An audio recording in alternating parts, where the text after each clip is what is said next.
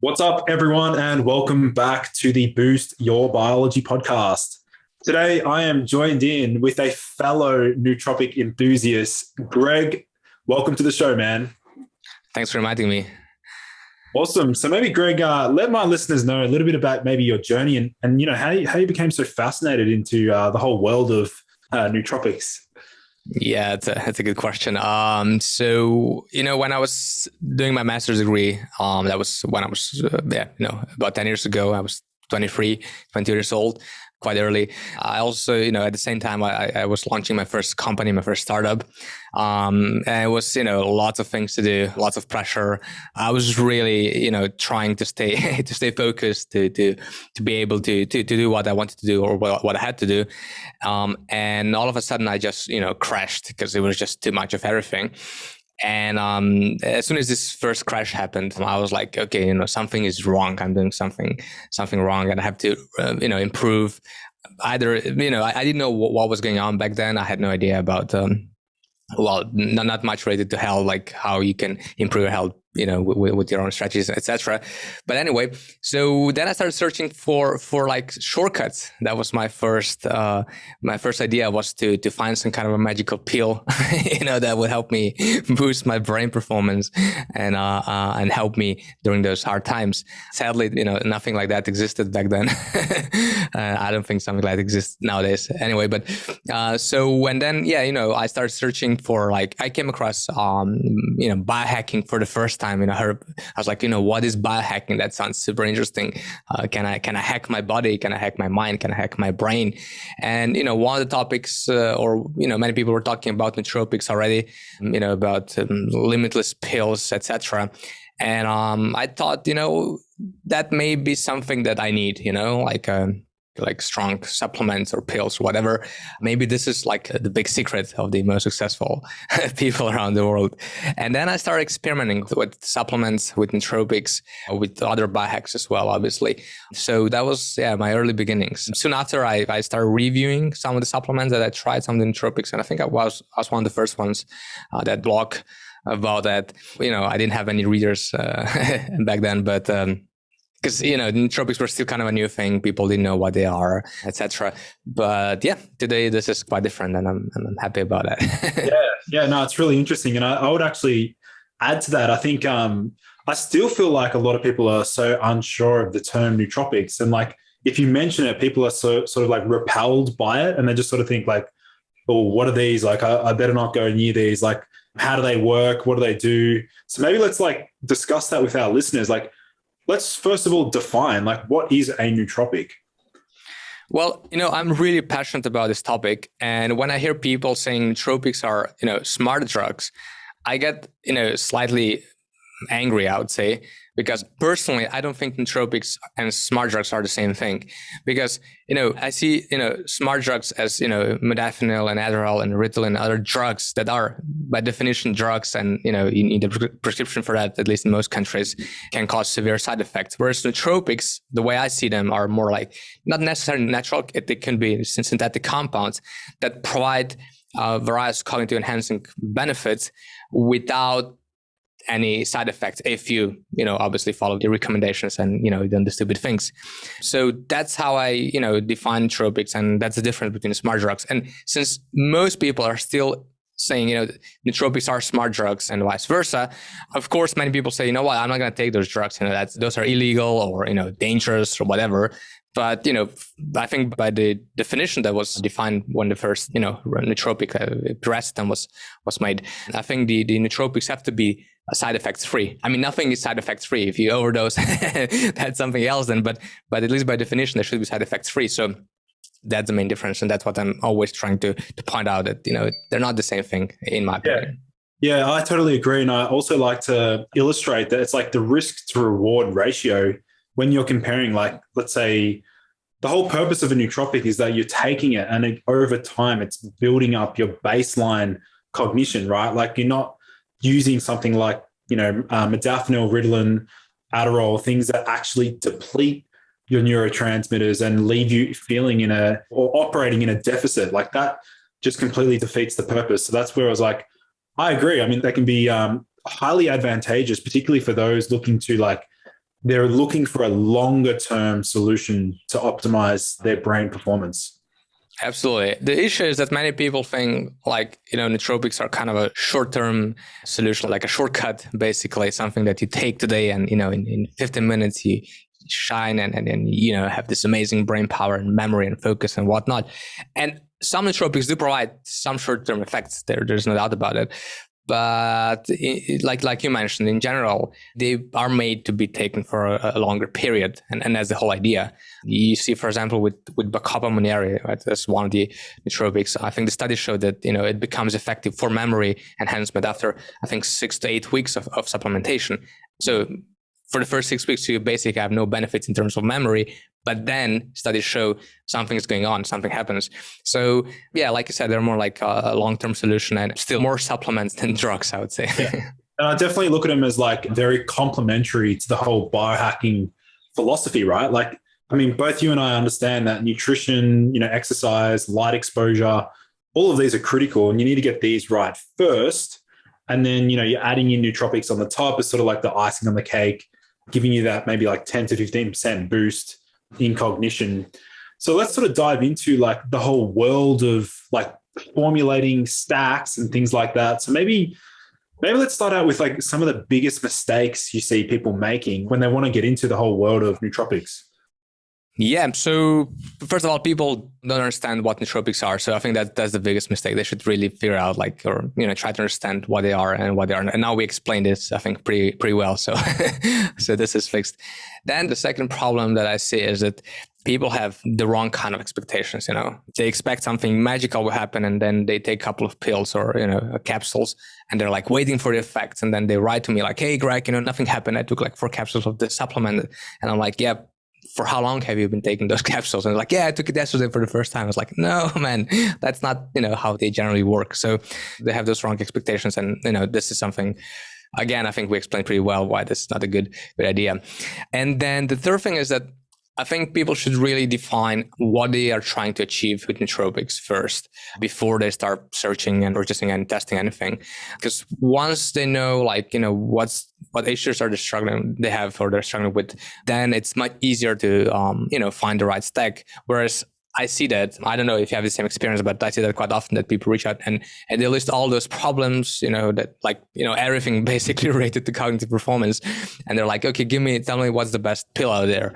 And I'm like, it really depends. There are so many factors that we need to look at. And like you said, many students reach out to me. Obviously, they're, trying to enhance their performance as well, especially before and during the exams. And, I'm really struggling to help them because, I don't have anything against students, but I'm just saying generally they don't want to improve their lifestyle, during, let's say, the exam period, but they just search for the shortcut for this additional boost, right? So it's really hard to help such people in such cases. I mean, you can give them some nootropics, obviously, but still, it's not the way to go. I think people should first look at their lifestyle, like what they're doing wrong, what can be improved, and then add nootropics to the top of that. However, there's one thing that I'm seeing, one idea that I got recently when we talked about this with my team, is we could do it the other way around. Because you can buy nootropics, they're very affordable, at least the simple stacks, and they're very easy to take. You take 1, 2, 3 capsules, you basically get what you need. For most people, it's a good starting point. And then, maybe this is kind of like an entry point to, let's say, biohacking or, self-improvement or however we call it, because it's the easier one. And then once people see, okay, if I take those capsules, I'm starting to get some benefits. I'm maybe feeling a bit better. I'm a bit more focused. I have a bit more energy, whatever it is. And then you tell them, okay, so now on top of that, maybe we can check your diet or, we can optimize your sleep or, use the proper light, hacks, whatever, to boost your performance, et cetera, et cetera. So maybe that's one way to go about it, to give to people the simple solution first and then add on, because the other way around, for most people, it's kind of I guess it's a bit too hard to. Yeah, well, no, it totally makes sense. I mean, a lot of the time, people are looking for that sort of quick fix, that immediate response. And so it's sort of facilitating that. It's pushing them, it's already building momentum. So once they let's say, for example, they experience a benefit straight away within the first couple of days, then it actually makes behavioral change easier, right? Because they're building momentum, they're seeing results, and then now they start, optimizing their sleep and nutrition and exercise and things like that. So that's really, really interesting. And also when you mentioned students actually using nootropics, like when I was studying for like VCEs, like high school, to achieve a very high ATAR score, I mean, I was using a range of nootropics, and I remember like talking to my friends about like some of the ingredients, and a lot of them were like, oh, they have no effect, like they don't work or anything. But like, I mean, when it came to like exam day and like the ability to like recall like definitions for certain business words, I used to be able to do it like a robot. Like I was like, I could just reel it out. It was pretty funny back in the day. Yeah, I mean, when you mention it, some of my friends were taking ginkgo. That was the funny thing is where I live in Europe is, certain nootropics are kind of forbidden, or they're like, you need a prescription for them in my country at least. So it's kind of hard to get them. But so ginkgo was one of those. So you actually still need a prescription for ginkgo. Yeah, which is weird. It can be a very short, like if it's a super small dosage, like, I don't know, 50 milligrams, then you can just buy it. But if it's about that, then generally it needs to be about that dosage to have any effect. You need a prescription. But so everyone was buying like those ginkgo pills. I remember. I don't know if they help them, but yeah. So yeah, something that we're both like really passionate about is the whole personalization of nootropics. And since we've had a lot of experience ourselves, like formulating various stacks, let's dive into that whole world of like personalization. Where do you see it heading, and why is it so important to like work with someone like yourself for these like customized nootropic stacks? Well, definitely something is happening here in terms of personalization. A couple of years ago, you mainly had a couple of high quality pre-made stacks on the market, and then tons of low quality nootropic supplements, and that was it. But now we have more and more brands developing personalized solutions, which I think is the way to go. Obviously, we are also different, but more importantly, we have different issues, like different cognitive issues, and there are different reasons for those issues. That's the whole thing. And just expecting that one pre-made stack will be good for everyone or for most people, even that is like very unlikely. I just had this story. I was talking to one guy who was like, he did some like online tests and stuff, and he figured out like he needs like a dopamine boost. Basically, he's like low in dopamine or whatever. And I was like, yeah, you cannot really measure that, and it's really hard to say if that's true or not. But okay, try like some dopamine precursors, like L-tyrosine and so on. See what happens if you're feeling better or not. But in this case, he felt worse actually, and he was like, it's not dopamine, it's something else. I was like, yeah, okay, it could be something else. So just reading online and trying to figure out what's wrong with you. Well, wrong, it's not really wrong, but like why you have some issues. It's generally not enough. You need to dive a bit deeper and try to understand what's the cause of that. And what we're trying to do, we developed, for example, one pretty advanced brain assessment, which has been validated now, which checks the activity of various brain regions. Of course, having a SPECT scans is a better way to go about it, or some other technology. But this is like as close as we can get with an assessment that is it takes a couple of minutes to take it, and then there's an algorithm in the back end and so on. And for example, this already gives us much more detailed and accurate data about what's going on, or what seems to be going on in brain, of people who go through the assessment. And this also helps us then, define the right or give the right stack to the right people. It gives us a very good like starting point where we know like, okay, those regions seem to be working fine, but here there seems to be something wrong, or we're seeing some patterns there. Then it's easier to give people a stack, and then if they don't get the right benefits, it's quite easy to figure out like, okay, if this is not working for you, maybe this other option will work. Usually have one or two options available, and then you try it out. So it's way more accurate than just giving random stuff to people. Yeah, totally. And that's something that I was pondering myself, was like, well, we don't have the technology to truly assess someone's exact neurotransmitters in a specific part of the brain. So like, what's the next best thing is to develop like a questionnaire survey that they can fill out. We can understand their, like a good understanding on their basic personality type, and also some of their like general patterns of thinking. And then you can basically understand deficits, certain deficits in certain regions. And this is something that I want to dispel this for people out there. Like, if you feel like if you feel like you're lagging in one area of your cognition, like take action, do something about it. Like the thing is, these nootropics are there for a reason. A lot of the time, if you adhere to the recommended dosage, they're safe, and you can integrate them long term. So like I think even with myself, Greg, like I mean, I remember at one stage in my life, like I was a bit awkward socially, like interacting with others at parties and things like that. I didn't really come across as like very confident. But then obviously there's certain nootropics that can help to dampen, the social anxiety. So, it's a really interesting space, and I'm excited that, both, you and I are like exploring this together. What about as far as like we've looked at some of the, biggest mistakes that people make. What about some other ways in which we can boost brain power just overall in general? Yeah, I mean, obviously nootropics are on my number. Well, they're not my number one, like on my list, but they are like super crucial, I think, for the long-term performance. I think that they're crucial, but not just nootropic, just also some general supplements like, vitamin D3 plus K2, B complex and omega 3s and so on. I think they're crucial. But apart from that, I mean, I don't know if you can see it, but I'm using a super bright light here. I had before another one turn on, but for the sake of at least I actually thought that was the sun. It's so bright. Wow. Yeah, I know. So I do use a light therapy lamp, for the depression disorders. What's the intensity of the light on that? I think it's about 10,000 lux. Wow. Okay. So it's like, sun in the morning, after sunrise. It's something like that. But if you have it close to your face, it's super bright. Wow. It doesn't bother me if it's on the side. But yeah. So for example, using light therapy, it's like, or light therapy is one. Just a heads up, guys. It won't give you a tan, will it? No, sadly no. Sadly no.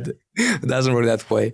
But that's great. I mean, I can tell you, even people who know me well, they know if I didn't have like morning sunlight exposure, or if I didn't use this light, I'm not on the same level as I'm with the light, because it activates certain cells in your eyes, like synapse and ganglion cells, and then it just wakes your body, your nervous system, increase cortisol and so on. And that is actually the one that works, like you can feel the effects right away. So you're exposing yourself, especially your eyes, to bright light early in the morning after you wake up. It's something that I definitely recommend. And then talking about light, I would say avoiding bright light in the afternoon. It's equally important for a good night's sleep. And then consequently, you have more energy in the morning, and then you're in this positive circle of energy and brain power. So that's great. And then you have those like more like general strategies, like meditation is awesome. Breathing exercises, all kind. I mean, I've been trying now Wim Hof for quite some time. It works really well. It does give you this high, and then if I'm like feeling slightly tired in the afternoon, usually it happens, then, I do 1 or 2 rounds of breathing exercises or a short power nap, and, then I'm back in the game,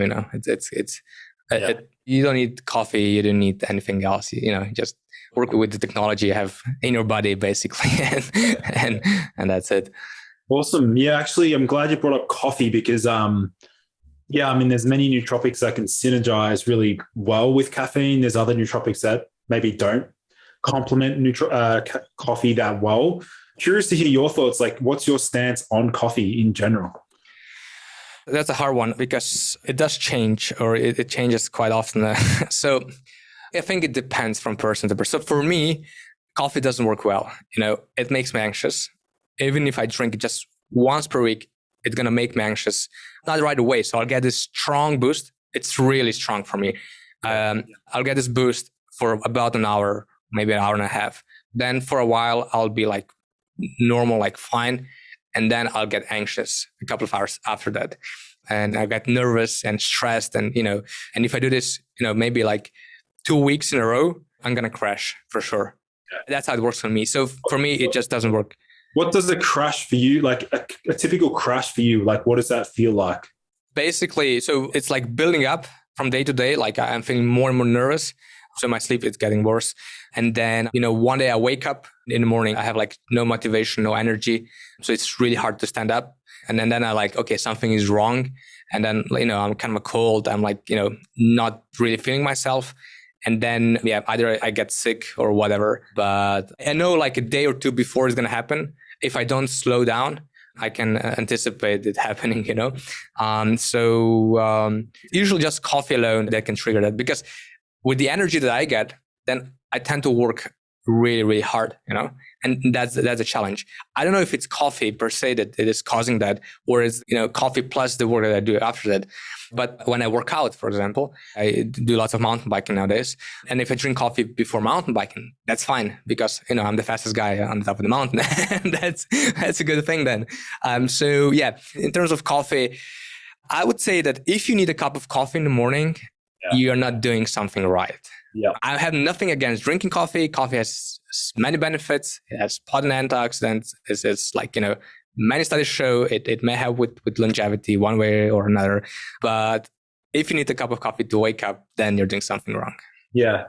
That's pretty ironic that we both share the exact same response to caffeine. Then really?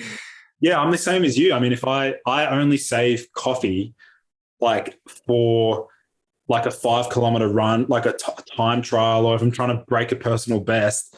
Like for me, caffeine is I'm really sensitive to caffeine. Okay. And I like being sensitive. I actually like being sensitive, because then when it comes to like, becoming superhuman, then I just, leverage coffee. Or for example, I have like a really strict deadline, for example, then I might use coffee, but it's very rarely. But it's interesting you brought up that point around like productivity. And that's like, I would say that would be like perhaps one of the most beneficial effects that I've gained through nootropics, is the ability to just get so much work done. Mm-hmm. So let's sort of dive into like the whole productivity element. Like just for yourself, for example, Greg, like, are you as productive as you were today, as you were like maybe 5-10 years ago? Like how would you describe how nootropics have impacted productivity? I think I'm as productive as I was, maybe even more, but I'm also slightly smarter when it comes to work. So I know how to organize myself to do more in a shorter time. So that's also something that I've learned, and it's not only because of nootropics and other things. So I definitely see the impact that nootropics have on productivity, on focus. It's I take nootropics as part of my morning routine, basically. So I have a special morning routine that I set up. I'm always experimenting with something new, but the general idea is kind of like the same. I wake up, I go outside for a short walk. If it's sunny, for a couple of minutes. If it's, like raining like today, then I stay out a bit longer, or I use this light device here that I have. And then there are other things that I do in the morning, like meditation and so on. And then just before I start working, I kind of write down a couple of tasks, like 2 to 3 tasks I want to work on today. And then I do take some nootropics, usually with that. And is that all fasted as well, by the way? No. So if I have like a really stressful week, for example, and it happens, then I eat the breakfast, because it helps me kind of control my blood sugars better, and I just feel like calmer after that. And if I have like a normal week, kind of, then I do fast like a couple of times per week, usually during the weekend. Then I eat something during the weekend, because I'm a bit spoiled. So, that's so yeah, I generally take nootropics with food or with some fats. I just feel better. If I take them on empty stomach, sometimes I feel sick. It depends what I'm taking, because the thing is with me, I don't know how it's with you. I guess it's kind of similar, but I do test lots of stacks. I mean, companies have been sending me stacks for like ages now. And I have like, you maybe see them on the screen a bit, but I have like a whole table of stuff I have to try. So I'm always trying something new. And, if I'm doing a review of a nootropic stack, then I have to try it. I always do try what I get. So that's why I, sometimes I experience like strong headaches, or, stomach pain, or I feel nauseous, whatever it is. So I prefer to take nootropics with food to kind of minimize the side effects. It's funny. I'd imagine, like if you looked at my pantry at one point, it was being just overtaken by just supplements and ingredients. There was no food left in the house, Greg. It was just full of stuff. Yeah, I can imagine. Yeah, like the funny thing is when most nootropic companies are based in the US, they're sending me their supplements, and every week I get a call from the customs office like, "Hey, Greg, what did you order today?" I'm like, "I have no idea, honestly, guys. Like, I have no idea what's in. I hope there are only like vitamins, so just please ship me the product. That's it." So yeah, but that's part of the game. I think someone has to do that, and it's fine. Yeah. What about like just your own personal experimentations? Like, I'm curious to know, have there been like maybe one or two or maybe three specific nootropics that like fit really well for your brain chemistry or that you just really respond well to? Yeah, there are many, I think. So something that I like to take on a daily basis, besides the obvious the other supplement that I mentioned before, I take some choline. Usually alpha GPC is illegal in Europe, so it's acetylcholine that I take. Yeah, alpha GPC is illegal in Europe. Oh, yeah. Wow. So I mean, I still usually get it, like but but it's like there is a lot. I'm just trying to figure out like where's the logic. So like, let's ban a supplement that protects the brain. Yeah, it's there is usually no logic when it comes to those things, right? I mean, there must be some interest. I mean, the thing is, it's like we have like there's FDA in the US, and then in Europe there's like EFSA, which is like food safety authority, European Food Safety Authority, something like that, and they're responsible for what's legal in the whole European Union. But then you have each country has its own rules, so they can overrule that if they want to. And the thing is, there's a segment called, I think, novel foods, basically, and then all those compounds like alpha GPC and like many like new compounds that are like synthetic compounds that are made fall into this category until they're proven safe, or until there's some studies done, etc. So there's nothing we can do about it at the moment. But yeah, so some choline, I take choline daily. Also, I take phosphatidylserine, which seems to be working really well for me. Then I take a little bit of L-tyrosine and L-theanine as the combo. That works fine. L-theanine works really well for me, so it's great with those compounds together. What else do I take? Oh, and then of course, I take a whole bunch of adaptogens. So I love Bacopa monnieri. I love Rhodiola rosea. I take those in the morning. Usually, they seem to work fine. Some people experience with Bacopa, maybe they feel a bit too calm. And kind of lack of motivation. Yeah, exactly. Yeah. So if that's the case, then you can take it in the afternoon. But for me, that works fine. I take it in the morning, and then I take some ashwagandha in the afternoon. Especially, I do like with ashwagandha specifically because for me, it's a really strong nootropic for me. I can really feel when I take it and when I don't take it. I take it for a few weeks, and then I do those cycles. Like I take it for a few weeks, then I stop it, and then I kind of repeat the cycle when I need it, and then that works fine. I do experiment with mushrooms, with the legal ones, of course, like lion's mane and reishi. I don't get any short-term effects. Well, at least I don't feel them. But for the long-term performance, I think that they're amazing. And the studies that I've seen are really good. And yeah, they seem to work fine. Yeah. And then there are lots of other nootropic that I take nowadays, like Hupazine, for example, such compounds. There are many, I have a whole bunch of them. Uridine monophosphate. And did you ever get Hupazine A in a powder form by any chance? Already encapsulated? It was encapsulated. Yeah, because this is let's give our listeners a big warning. Like with Hupazine A, that ingredient is perhaps the most commonly overdosed accidental, because it's it's micrograms, not milligrams. Exactly. So because you only need it's between 100 micrograms. Exactly. Yeah, I've heard so many horror stories about people accidentally having 1 milligram or 2 milligrams of Hupazine A. Yeah, and it's a disaster. It is, and it has a pretty short life half-life. Half-life, exactly. Yeah. And then people take it daily, for a couple of, days, and they're like, fuck, that doesn't. So yeah, they shouldn't do that. But it's a pretty potent nootropic, so that's for sure. So it can obviously assist with the lucid dreaming as well. Yeah. Exactly. I actually had a website once that was called Lucid Dreaming. Really? Yeah, Oh, I was talking about it a bit, but then that was just like a side hustle, and then I didn't. So anyway, yeah. So that's what I take on a daily basis, more or less.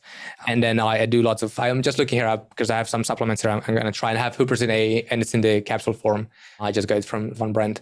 So and then I experiment with our compounds that I can get through the border. Me too. I'm always like, I've always got new ingredients coming, or like I'm just diving into like experimenting. The ones that I actually haven't tried. Have you ever used Selank or C-Max? The Russian. Not really. No. Yeah, but no, I haven't. There are many nootropics that, for example, they're like either under researched or kind of in the gray area of are they legal or not? Like, I mean, also the racetams. I mean, like they're illegal. Obviously, I did get Noopept once, for example. I experimented with it. What was your response like with Noopept? To be honest, nothing happened actually. So I took it. I don't remember the dosage I tried, but and which brand was it? A legitimate vendor though, or it was? Yes, it was. But it just didn't have any effect. Like also like with some racetams, like I mean, what was the last one I tried? Was it the Racetam, phenylparacetam, oxycolu? I think I was phenylparacetam, which is pretty potent, I think. Yeah, really potent, like really potent. Exactly. But for them, when I took it on its own, like I don't know, like because you're already optimized, Greg. Yeah, that's the thing. But when I combine with some other compounds, then it had a better effect. But that's the thing. Like, yeah, if you try some racetams and you don't feel anything, then you're fine. You're good. You should be happy. Pretty funny. There's not much more to be optimized.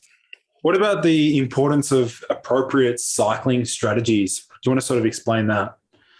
Of course. I mean, obviously for the different nootropics, you have different cycling periods that are recommended. I mean, my team does lots of research on that. What's the right way to go about it? But in general, what I do with the nootropics that I take on a daily basis, they're safe to be taken for long periods. Basically every one of them, but I still cycle them. I take them for 5 days usually, and then stay 2 days off, just for the basic safety measures or as a precaution.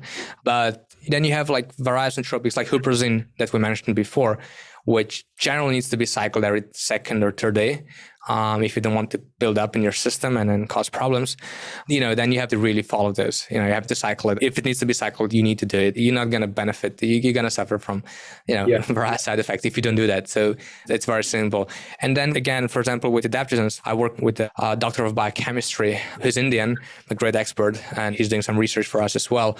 And for example, they recommend, for example, when it comes to adaptogens, you do a bit longer cycle. So you take adaptogens for a bit longer, like 1 to 3 months generally, and then you stay off for a month or so, and then repeat the cycle. That's what in the traditional Ayurvedic medicine, that's what they recommend. Generally, it depends from a case to case. So you don't need to take all those compounds, every single day. And if you don't take them, for example, on a particular day, it doesn't mean you're gonna, your performance will suffer. That's one of the most common questions. Hey, if I take this supplement for 1 month and then I skip it for 1 day, what's going to happen? Nothing's going to happen. That should be that way. You shouldn't Having said that though, with caffeine, for example, if you did take caffeine for a month and then stop, you will you definitely will feel it. Oh yeah, that's something else. Of course, you're gonna have the usual headache and maybe brain fog or whatever is gonna happen. But yeah, with stimulants, it's a whole other story. Yeah, but good that you pointed that.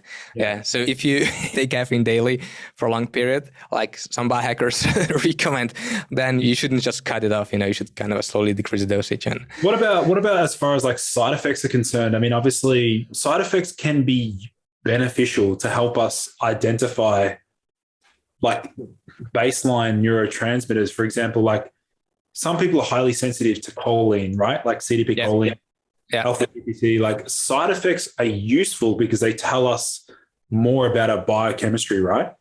True that. And especially that's why it's kind of good when you're starting taking nootropics to kind of start with simple stacks, not to buy the most advanced pre-made stacks on the market. If you're really willing to do some experimentation and try to figure out what works for you. Because if you, for example, if you just take choline and then you don't feel well after you take it, that doesn't work for you. You don't need it. We can know from your lifestyle, if you eat lots of meats and eggs and so on, you probably don't need choline, or most likely don't need it. If you're on a more plant-based diet, as I am, for example, I do tend to benefit from choline. But if you buy this advanced supplement stack, it's nothing wrong about it if it's a high quality one. It's just going to be harder for you to figure out like what works and what doesn't work. And you have have those advanced stacks with 20, 30 compounds, and then it's impossible to know, which compound works well for you and which doesn't. And you have like all those different precursors in basically all those compounds that work as precursors of various neurotransmitters mixed together.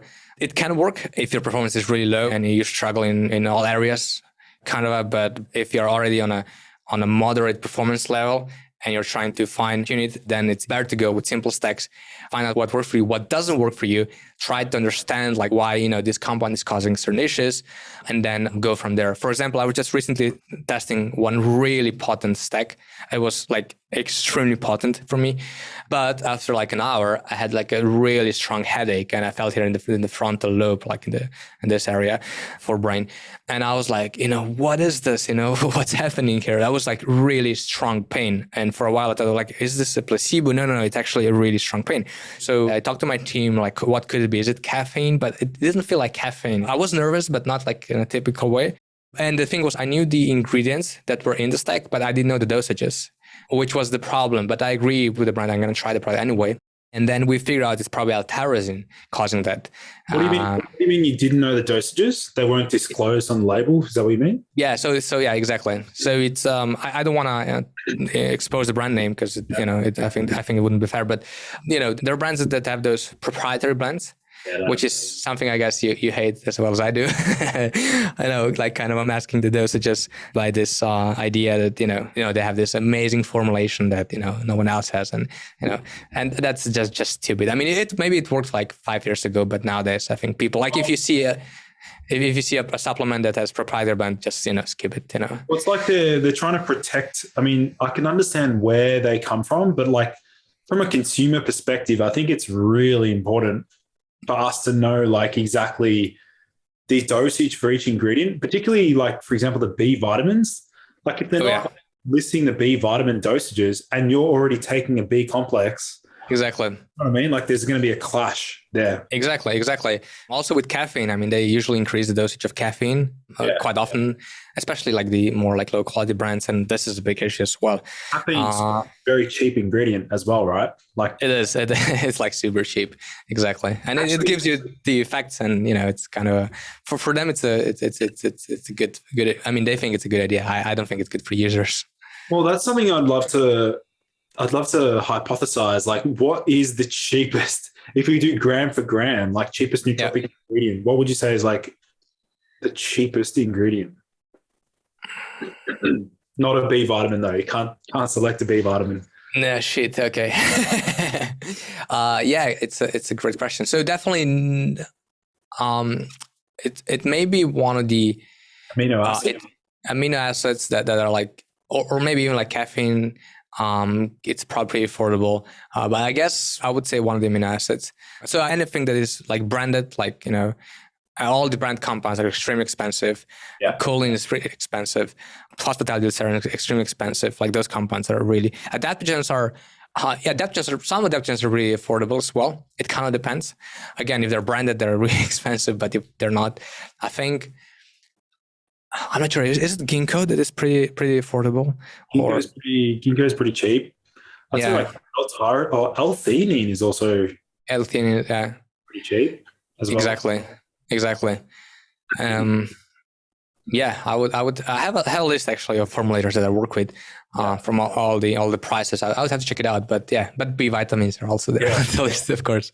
What would you say, Greg? Like as far as like for people looking to get into nootropics, maybe like mention one critical point that people need to be aware of, I guess, like maybe a critical lesson that you've learned yourself over the years. Like what would that be? If it was only one thing or one lesson. We mentioned this before, but So nootropics, they're not a shortcut to peak performance, but are kind of a tools that help you enhance your cognition in the long run. So if you see them as a tool that you can use, if you use it in the right way, it's going to help you in the long run. I think you're going to benefit the most out of nootropics. But if you see them as this partly illegal, kind of a gray area thing, where you take something that you should not, that can cause side effects or maybe not, and then you're not going to get that, not the benefits nor you should see it as a tool for long-term cognition. And maybe since we talk about this, I would just add on this that you need to experiment a bit. Sadly, at the moment there is no real, I think, assessment yet on the market that would very accurately tell you, we cannot measure the levels of neurotransmitters. As we know, we can check what's happening in various brain regions, but this only tells us a little bit, not everything, not the whole story. So you need to experiment a bit before you find out what works for you. And when you find it out, stick to it. You don't have to go into this loop of constant experimentation, because there are I have a list of, I think, 85 compounds that I see as nootropics. But for example, I said the doctor of biochemistry that we work with, he has a list of 3,000 compounds in the traditional Ayurvedic and Chinese medicine that he sees as nootropics. And, if you start this, if you go into this constant experimentation phase, I mean, you're going to have a big problem. You won't have enough, there won't be enough days left to live. You're just going to be running out of days. Exactly. I've actually got a list myself. It's got over 2,200 ingredients. And I've also personally I've experimented with over 180 different nootropics. Okay. That's amazing. Yeah, I was more around 100, I would say. But we should hand out some specific trophies for those who experiment the most. We should actually. You're a guinea pig. Good job. Good one.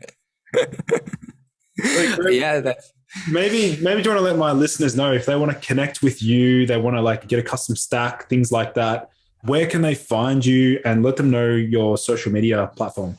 Yeah, they could just go on Your Inception, our website, yourinception.com. Our YouTube is growing quite quickly, so again, Your Inception, check it out. I'll be happy if you follow us, and if any questions, now you know where to find me. Awesome. and my team. Awesome. So I'll make sure to leave those linked in the show notes. But otherwise, Greg, it was a pleasure having you on the show.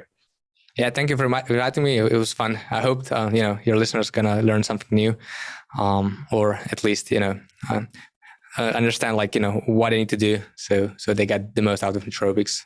Awesome. Alrighty, sounds good.